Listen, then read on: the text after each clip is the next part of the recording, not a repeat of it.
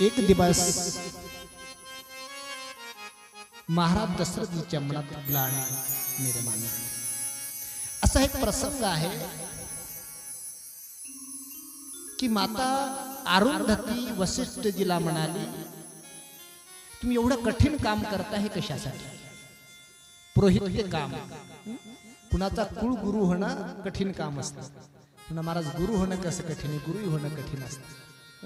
आता काही जंगमाचे वाणी लोकांचे ठरलेले गुरु आहेत, जंगम नाही की नाही, कुळगुरु.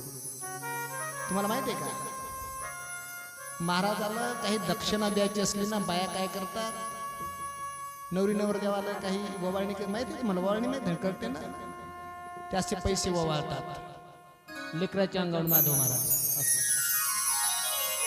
ते पैसे कुणाला? महाराजांना. त्याचा अर्थ माहित आहे का? हे देवा, ह्या पोराचा जर ऍक्सिडेंट व्हायचा असला तर याला वाचू दे. पुढचं सांगायचं कामच नाही. कठीण प्रश्न. पुरोहित कर्म करणं अवघड आहे.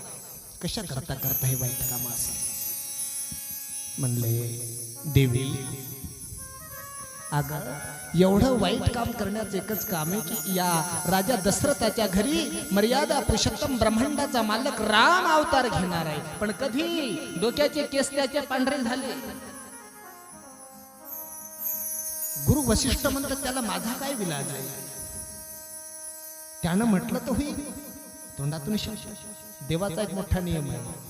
भगवान म्हणतात मी त्याच्या घरी जातो, जे सद्गुरूच्या दारात जातात त्याचे. सद्गुरूच्या दारात गेल्याशिवाय देव भेटत नाही. मैं उसके दर पे जाता हूं जो सद्गुरु के घर पे जाते हैं, मैं उसके दर पे जाता हूं. चला, महाराज दशरथ येतात.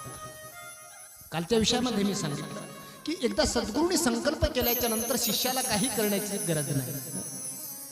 तुमची तयारी असली की गुरु तुमच्या घरी येत असतात.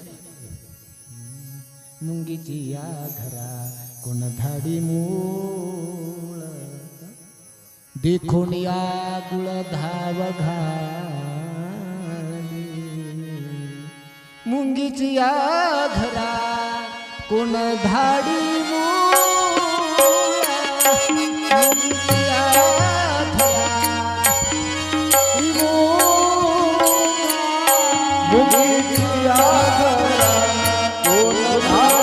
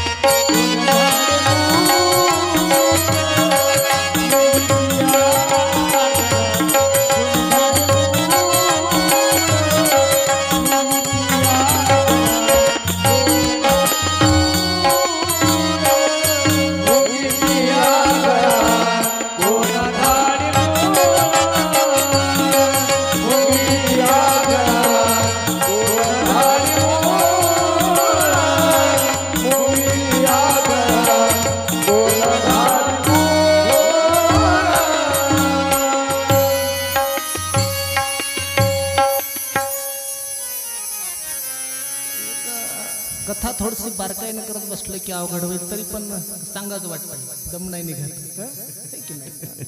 मुंगीची या घरा कोण धाडी मूळ, गुळाचा खडा जर पडला तर मुंगीला मूळ द्यायची गरज नाही. मावशी मूळपत्रिका आमच्या दारात गुळ पडला आणि तिथं खाण्याकरता या. देखून या गुळ धाव घाली. आता गावात गुरु येतात.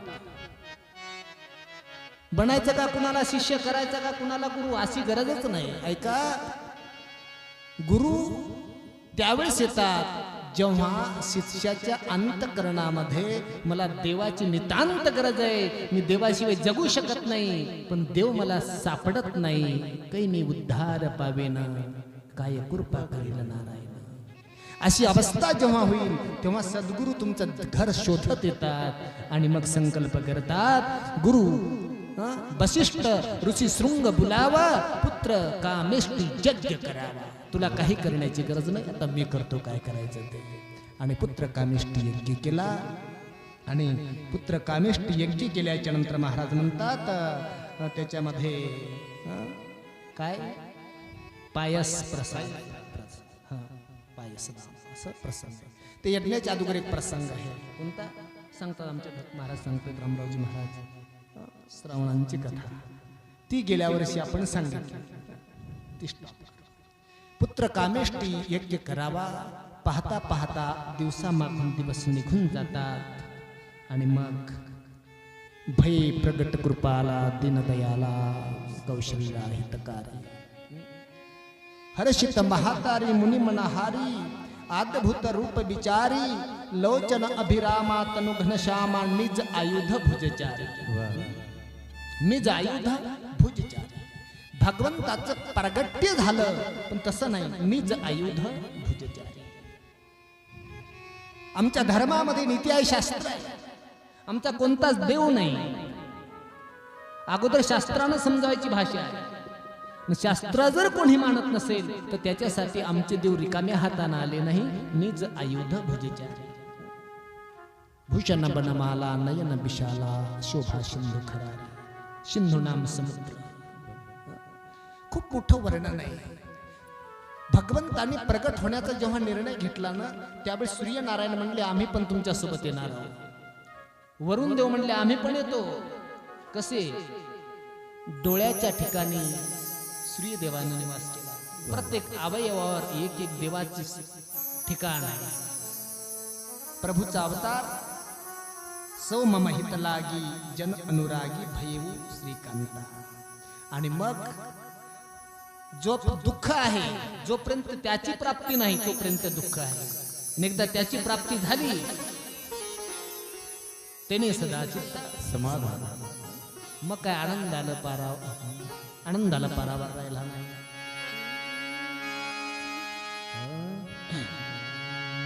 घर घर आनंद छायो अविद्या नगरी में.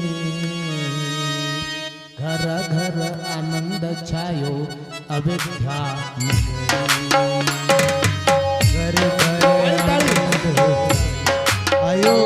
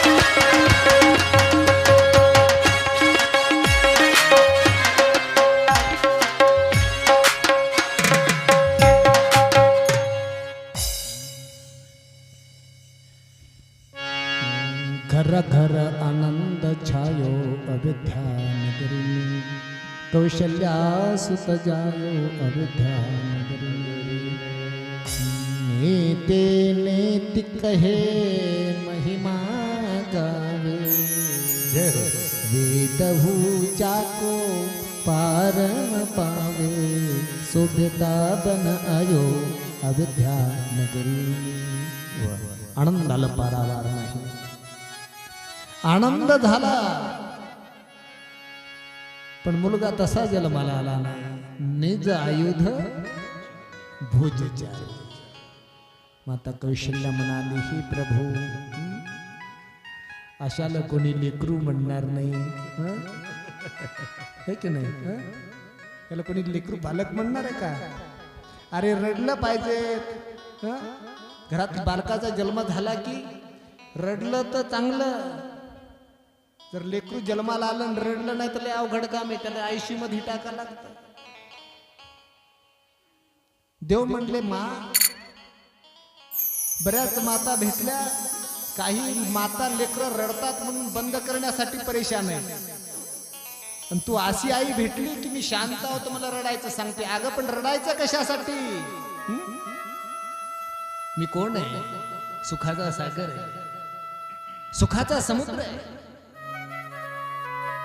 सगळे सुख माझ्या ठिकाणी आहे मला कसल्याच प्रकारचं दुःख नाही आणि दुःख नाही तर रडण्याची काय गरज माता कौशल्या म्हणाली जास्त हुशारक्या नकोस करू देव जरी असला तर मी तुझी माया आहे कोण म्हणाली मा कौशल्या मी मॅड नाही आहे मी पागल आहे का तुला रड म्हणायला अरे त्याच्या पाठीमागचं कारण ऐकून घे काय कारण ऐकायचं मा राघव ज्यावेळेस धरतीवर आतंक झाला ना ज्यावेळेस या धरतीवर गायी कापल्या जाऊ लागल्या साधू संतांची हत्या होऊ लागली राघव त्यावेळेस गायीने तुझ्याकडे मुख केलं आणि गाय रडू लागली रे कधी येशील रघुनंदना गाय रडू लागली देवा कशा करता उशीर लावता या ना गायीच्या डोळ्यात पाणी होतं तुला बोलवण्याकरता राघव तुला बोलवण्याकरता साधू संतांच्या डोळ्यात पाणी होतं राघव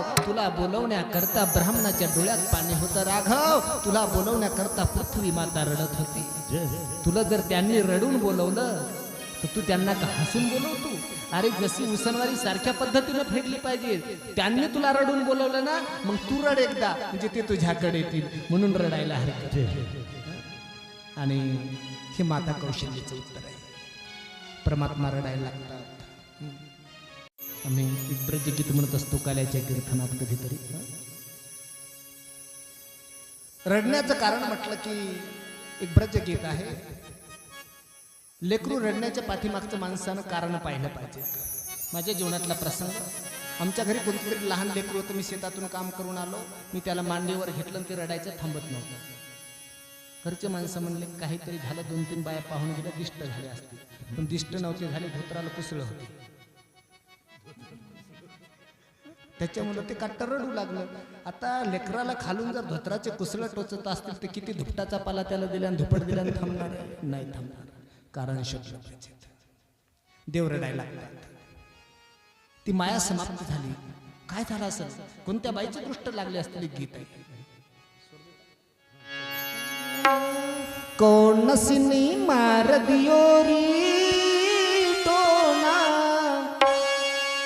कौन सिनी मार दियो री टोना मेरे मजलो श्याम सलोना मेरे भजलो श्याम सलोना मेरे भजलो श्याम सलोना कौन सिनी मार दियो री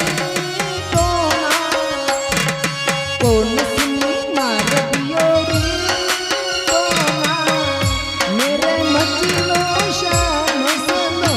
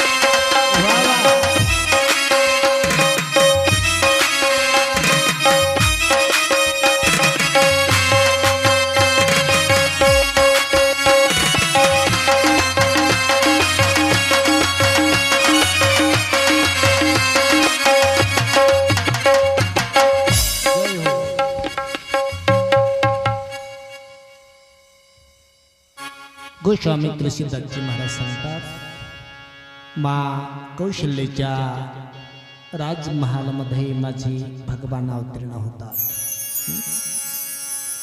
स्वर्गातील देवी देवता प्रभूच्या दर्शनासाठी त्रस्त आहे. त्या प्रसंगामध्ये अख्खा दिवस घातला दोघांनी. कुणी कुणी? काक भुषुंडजी आणि भगवान भोले. दर्शन झालं नाही, प्रवेशच मिळाला नाही. गच्च अंगण भरलेले माणसाने. एका झाडाखाली बसलेले आहेत ती माणसं. प्रभूने लीला केली. गावात दौंडीच दिल्यात आली. लेकरू रडत आहे महाराजांचं. कोण्या बाईला माणसाला दिष्ट काढता येत असतील तर त्यांनी ताबडतोब तिथं जाण्याची कृपा करावी हो. दौंडी वाजत वाजत गेली. महादेव माझे भोलेनाथ बसलेले. ही दौंडी तिथे गेली. बाबा जय हो, नमो नारायण नमो नारायण. कुठं राहत असता? हिमालय पर्वतावर. दृष्ट निकालना जानते हैं आप? बाबा म्हणाले, अच्छी तरह से जानते हैं. भले भले की निकाली है हमें. जानतो. चलेंगे फिर? म्हणलं ठीक आहे चलेंगे. मग काय, राजाचं आमंत्रण म्हणल्यावर काल जाऊ दिलं नाही. बाया माणसं गचत झालते दारात. आता उलट झालं. सरका बाजूला, महाराजाला आत जाऊ द्या. अय मासी सरक बाजूला, लेकराचे दृष्ट काढायचे, महाराजाला आत जाऊ द्या. भगवान भोलेनाथ विचार करतात, काल दिवसभर थांबलो कुणच जाऊ दे. आज माणसं लुटून आत प्रवेश. देवभक्तांचं प्रभूकड पाहिल्या पाहिल्या अष्टसात्विक भाव जागृत झाला. रामप्रभूला मांडीवर घेतलं. भगवान शिवजीच्या नेत्रातून अश्रू आले. हे परमात्मा, हे गोविंद. जपी तपी कुणी झाडाला उलट टांगून घेतलं, कुणी तपस केलं, त्याला दर्शन झालं नाही. भगवान तुमच्या दर्शनासाठी आलो, तो लाभ प्राप्त झाला. भगवान शिवजीच्या नेत्रातून अश्रू खाली पडू लागले. हे कौशल्या मातेनं पाहिलं. कौशल्या माता म्हणाली, बाई काही नागिरीच्या पानाने दिष्ट काढतात, काही केस उतरवतात, पण या महाराजाची दृष्ट काढणं अलगच आहे. लेकरू रडणं थांबलं. लेकराचं रडणं कुणं घेतलं? महाराजांना घेतलं. महाराज रडत आहेत. अशा पद्धतीने अयोध्येमध्ये आनंदाला पारावार नाही. समोरचा प्रसंग असेल, विश्वामित्राचं आगमन, जानकीचा विवाह, ही कथा आपण उद्याच्या सत्रात पाहणार आहोत. झालेली कथा याच ठिकाणी विराम घेत आहे. आता ज्यांच्या ताटामध्ये आरत्या असतील त्यांनी कृपया ताटात दिवा लावून सर्व माता माऊल्यांनी समोर यायचं आहे.